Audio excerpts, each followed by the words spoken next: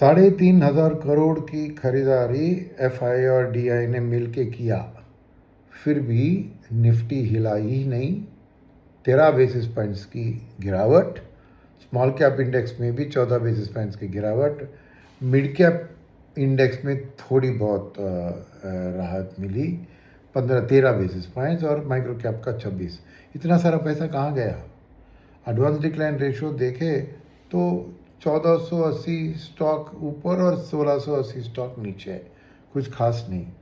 Needy का थोड़ा contribution था, इसलिए माइक्रो कैप ने शायद अच्छा किया, मगर फिर भी ये नंबर बहुत बहुत अजीब है।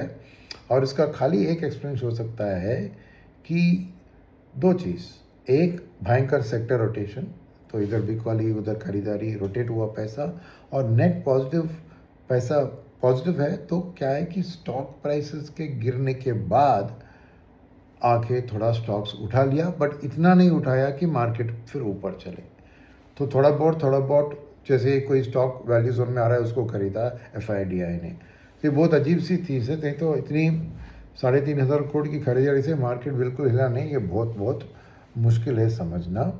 और खबर के तौर पर ऐसी कुछ नहीं थी जो मार्केट को इतना डल होना था। देखिए, ब्रेंट क्रूड का दाम एक्चुअली 1% गिरा, 93 पे आ गया, मगर अभी डर है कि आज रात को कुछ होगा, क्योंकि ये स्कॉट बेसेंट और ट्रंप ने कहा है कि ईरान के ऊपर भयंकर इकोनॉमिक सैंक्शन लगाने वाले हैं।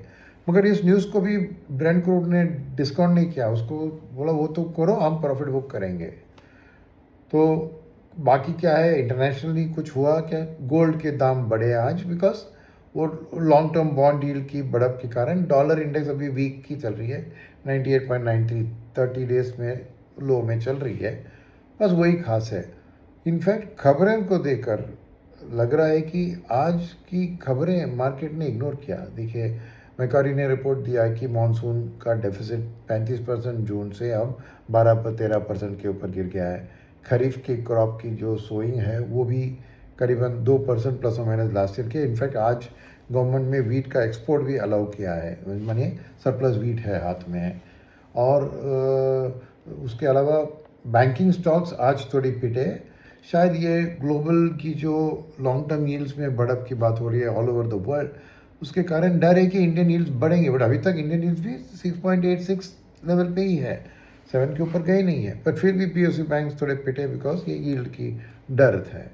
मगर ऐसा कुछ खास खबर नहीं है जिसके कारण आज इतनी बड़ी संकट में मार्केट में पैसा आया, फिर भी मार्केट हिला नहीं। शायद इसका एक्सप्लेनेशन बहुत मुश्किल है। और सेक्टर रोटेशन शायद हुआ होगा, तो देखें तो, बट सेक्टर में भी क्या, मेटल्स तो एक ही सेक्टर थे जो 1% के ऊपर थे। उसके बाद रियल्टी 60 बेसमत ऊपर था। डाउन में थे डिफेंस की पिटाई हुई, पीएसयू बैंक्स की पिटाई हुई, बस। तो ये एक बहुत अजीब दिन था, और मगर ऐसी कुछ बुरी खबर नहीं है। तो शायद अगले दिन शायद यूएस मार्केट के खोलकर कैसे होता है, क्या ट्रेंड होती है, ये इसके लिए इंतज़ार कर रहे हैं, पता नहीं मुझे। बस वही है, आज एक बिल्कुल ठंडा मार्केट, मगर पैसा आया एफआईआई और डीआई से। यही है मेरी समरी।